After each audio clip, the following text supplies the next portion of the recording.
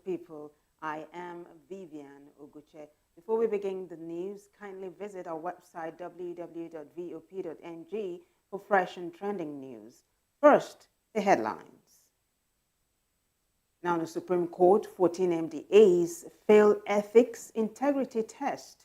This comes from the ICPC. An exercise to eliminate VAT on essential goods, boost economy. This is coming from Oyedele.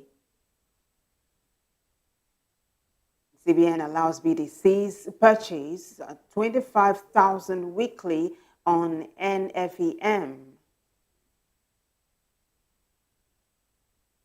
Also, Yahaya Bello meets bail conditions and he has been released. And court grants Farotimi 30 million naira bail and bans media interviews. Also, court reverses suspension of Edo Council chairman. And in business, NAFDAC seizes fake rice worth 5 billion naira and shuts illegal repackaging factories. Well, in sports news, a national sports festival postponed to May 2025. In entertainment, actress Etinosa Idemudia remarries in Lagos. And now the news in full. Nigeria Supreme Court and 14 other government bodies have failed ethics and integrity tests for 2024. The tests in the annual series of assessments by the Independent Corrupt Practices and Other Related Offences Commission, ICPC. The ICPC unveiled the 2024 Ethics and Integrity Compliance Scorecard at its headquarters in Abuja.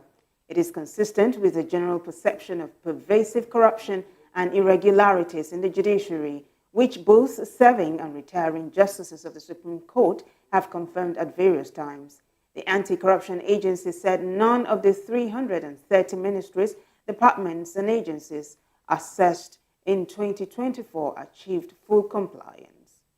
The Supreme Court and others at the bottom of the list scored 0% overall compared with an agency like the Joint Admissions and Matriculation Board, which scored 89.75%.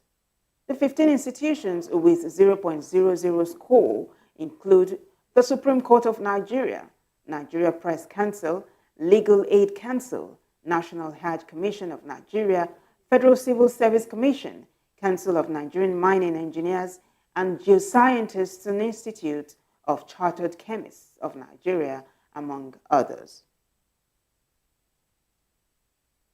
Well, Chairman of the Presidential Committee on Fiscal Policy and Tax Reform, Taiwo Oyedele, has said that the controversial tax reforms are aimed at boosting economic growth and eliminating value-added tax, VAT, on exports and essential goods, among others.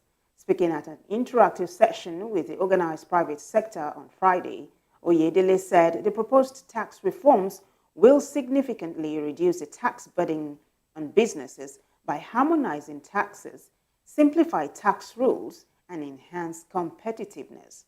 Highlighting key benefits of the proposed reforms, Oyedele said the exemption threshold for small businesses will increase from 25 million naira to 50 million naira in annual turnover, while they are also exempt from company income tax. More so, small businesses will be relieved of withholding tax deductions and the requirement to account for tax on payments to vendors, just as they will be able to submit simplified statements of accounts instead of audited financials. According to him, these will simplify compliance for small businesses, which will no longer be burdened with withholding tax deductions.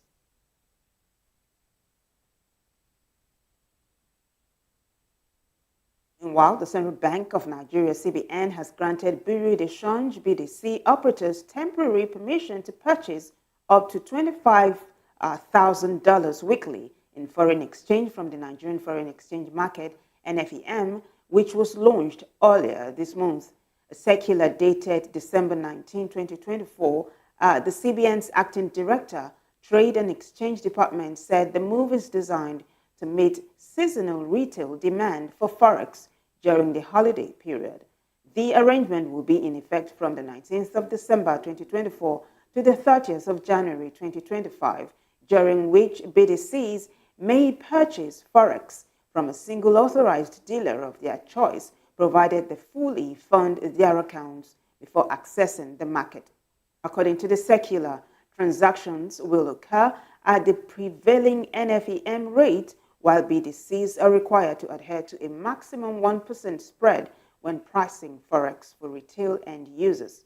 All transactions conducted under this scheme are expected to be reported to the CBN's Trade and Exchange Department. Well, turning to other stories now, former Kogi State Governor Yahaya Bello has been released from Kuje Custodial Center after meeting the bail conditions set by the Federal Capital Territory High Court in Maitama, Abuja. Confirming his release on Friday evening, the spokesman of the Nigerian Correctional Service, FCT Command, Adamu Duza, said Bello was released after meeting the bail conditions. He added that the controller of the facilities FCT Command, Ajibogun Olatubosun, was on the ground to ensure his release after all due protocols. Bello was granted bail on Thursday by Justice Marian Anini in the sum of 500 million naira, with the other conditions including providing 3 sureties, each owning property in select high-value areas of Abuja. The court also ordered Bello to surrender his passport and restricted his travel outside Nigeria without prior permission. Alongside Shuaibu Oricha and Abdulsalam Hudu, the former governor faces a 16-count charge of conspiracy, criminal breach of trust, and unlawful possession of property brought against him by the Economic and Financial Crimes Commission. In the meantime, a magistrate's court sitting in Ado-Ekiti, the Ekiti state capital, has granted the embattled lawyer and human rights activist Dele Farotimi bail in the sum of 30 million naira. At the hearing of the bail application on Friday, Magistrate Abayomi Adiosun ruled in favor of Farotimi's bail request. And according to Adiosun, the bail conditions include 2 responsible sureties and require Farotimi to surrender his international passport to the court. Additionally, he was instructed not to grant media interviews while the case was ongoing. Before the ruling, Adiosun ruled that Farotimi's lead counsel, Olumide, a senior advocate of Nigeria, is prohibited from the court. The Ekiti Police Command had arraigned Farotimi following a petition from elder statesman and senior advocate of Nigeria, Afe Babalola, who accused the activist of criminally defaming him in his recently released book. Farotimi is currently facing trial in 2 courts on charges bordering on the alleged defamation of Babalola. The activist has pleaded not guilty to the defamation charge. And now, a high court in Benin City Friday ordered the restoration of the suspended chairman and vice chairman of the 18 local government councils in Edo State. The court, presided over by Justice Efe Eponwoba, granted the order in a suit filed by the affected chairman and vice chairman. The order also restrained the defendants, including Governor Monday Opebolo and the Edo State government, among others, from acting on the resolution of the State House of Assembly to suspend the claimants. The court ordered that the status quo maintained pending the hearing and determination of the motion and notice filed on the 12th of December 2024. The judge further adjourned hearing on the case to the 17th of February 2025 and ordered that a hearing notice be issued and served on the defendants. Now, a state high court sitting in Port Harcourt, the Rivers State capital, has nullified the ward, local government areas and state congresses of the All Progressives Congress APC in Rivers State that produced Tony Okocha as chairman. In his ruling Friday, the presiding Justice Godswill Ogbomanu nullified the congresses by the party, citing the order of the court restraining the party from going ahead with the congress, and awarded a 10 million naira fine against the APC. In his reaction, counsel to the claimants, Emenike Ebete, hailed the ruling as justice to the claimants. On his part, the defendants' counsel, William Wobodu, said they would inform the party's National Working Committee of the court ruling before deciding on the next line of action. Now, the Nigerian Police Force is taking a stand against cyberbullying, warning that using abusive language online is now being treated as a criminal offense. Police spokesperson Olumuyiwa Adejobi has condemned the practice, saying it crosses the line of free speech and is punishable by law. VOP TV's Onyidamola Olukotan brings us the details. A strong warning against cyberbullying, emphasizing that the targeting individuals with abusive language online is a criminal offense. Police spokesperson Olumuyiwa Adejobi condemned the act of raining direct curses on people via social media, describing it as unacceptable and punishable by law. In his post shared on X.com on Friday, Adejobi clarified that such behavior goes beyond the boundaries of free speech or constructive criticism. Today we want to clear here on a pending matter of a case of conspiracy, criminal intimidation, cyber stalking, and cyberbullying. The warning comes as authorities ramp up efforts to curb online harassment and protect digital space. Social media users are being urged to exercise decorum and respect while engaging online as law enforcement intensifies its crackdown on cybercrimes. As Voice of the People TV, we're on the street to bring you the opinion of citizens regarding the situation. There must something cause it now, or there must something you committed, or maybe one way or the other have offended him that warrant him to abuse you online. It's good. If you offended me, I can abuse you online. It's nothing bad on it now. I will bring it public to hear about it. That statement is a criminal language in its own nature. So we don't need to be using such languages in the public. Are you getting my point? Because as a human being, if somebody insult me and I react sharply, do you understand that? It will not sound well for the recipient. So that is why it's not good to use, abusive words. It's not good at all. But you just look into it. There should just be way. I think it should be some of a. What can I use for it? Yeah, the punishment is good, but it should just be a little punishment for that. Okay, like is it the first day we had about chicken? Someone stole a chicken, and they say they should go and hang him to death. It's bad. That one is very bad about it. Opinions may differ, but the message is clear. The Nigerian Police Force is cracking down on cyberbullying to ensure a safer online space. I'm Oyindamola Olukuso reporting for Voice of the People TV. Well, thank you, Oyindamola. Well, you're still watching the 9 p.m. news on Voice of the People TV. We'll continue with more of the stories. Federal government flags off free nationwide trade ride. These and more stories after the short break. Stay with us.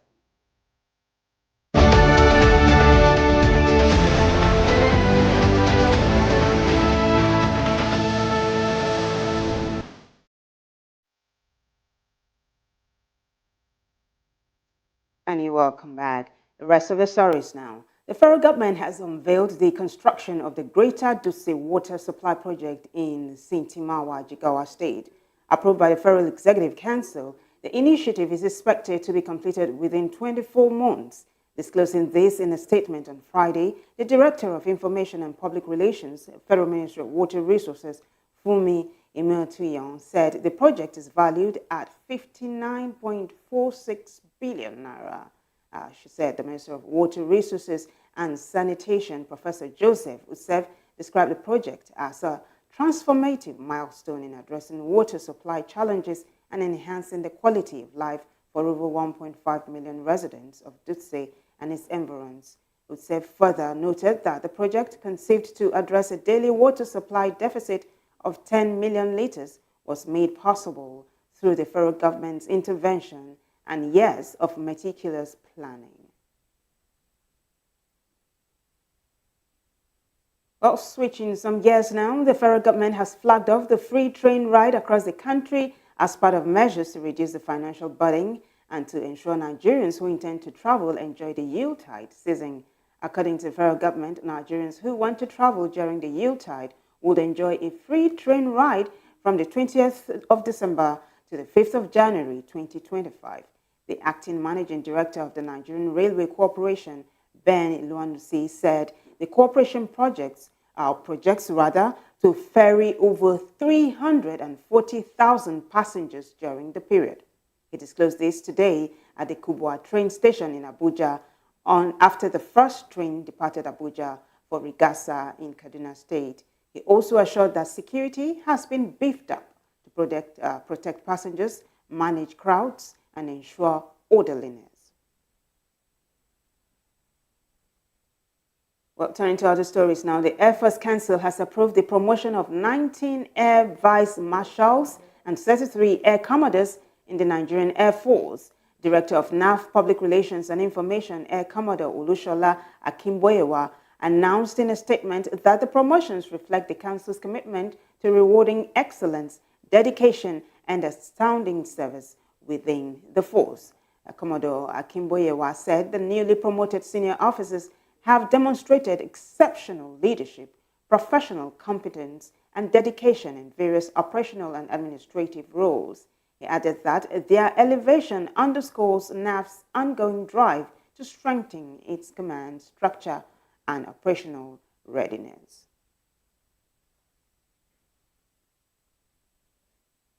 Well, more stories now. Minister of the Federal Capital Territory, FCT, Nyesom Wike, has issued a 2-week ultimatum to the 762 landowners of Maitama 2 District and Cadastral Zone A10 in Abuja to settle their outstanding payments for certificates of occupancy.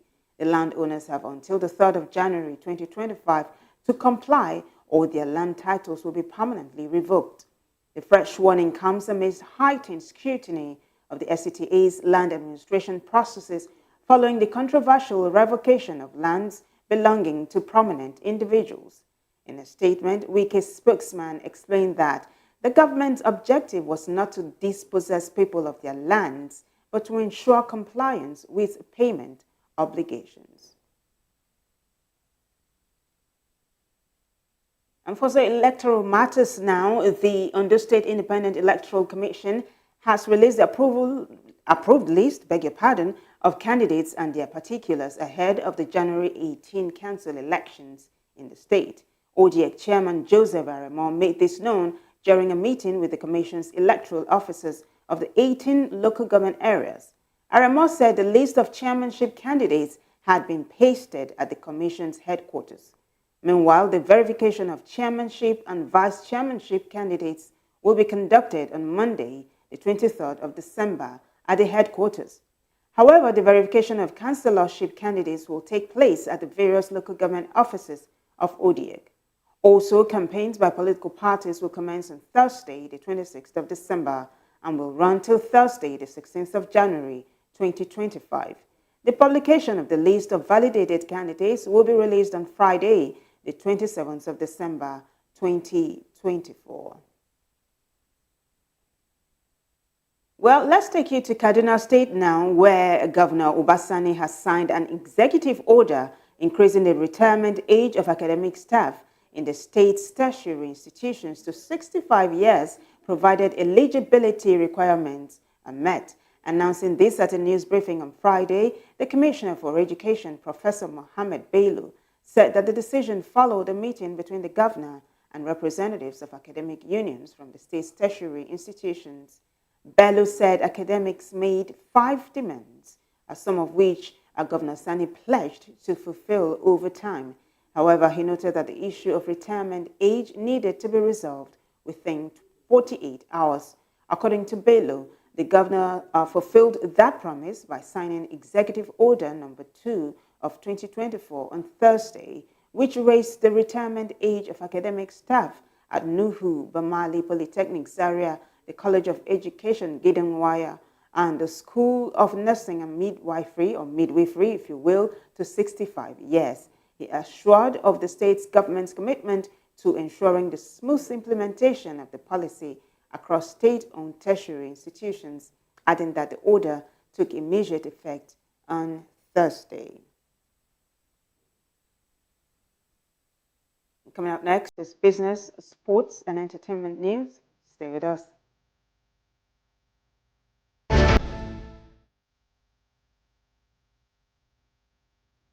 Scintillating Christmas celebration and a prosperous New Year 2025.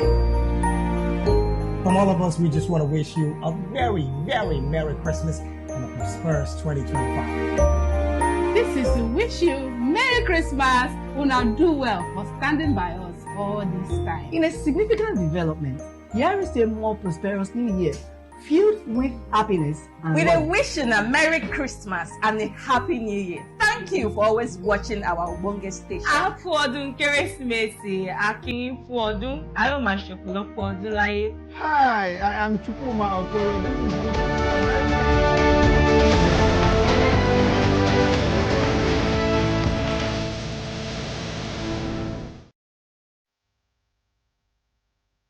Well, you're welcome back. Some business news now. The National Agency for Food and Drug Administration and Control, NAFDAC, says it has shut down 8 illegal rice shops and a warehouse in Karu local government area of Nasarawa State. A statement by the agency said officials also seized over 1,600 bags of counterfeit rice worth 5 billion naira at Wuse and Garki markets in Abuja. Head of NAFDAC's FCT Directorate and leader of the operation, Kenneth Azikiwe, said the agency's officials discovered counterfeit rice being repackaged in branded bags. According to him, the agency's Director General, Professor Mujisola Adeyeye, issued a directive that only safe, quality, and wholesome food products should be available to Nigerians during the Yuletide and beyond. Kenneth added that the Adeyeye specifically instructed that those counterfeiting popular brands of rice should be arrested and their products removed from the market.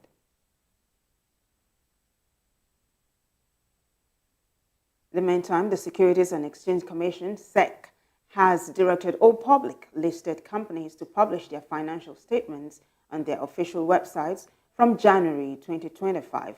In a circular, the Commission explained that the directive aims to ensure seamless public access to financial information, which is critical for making sound investment decisions.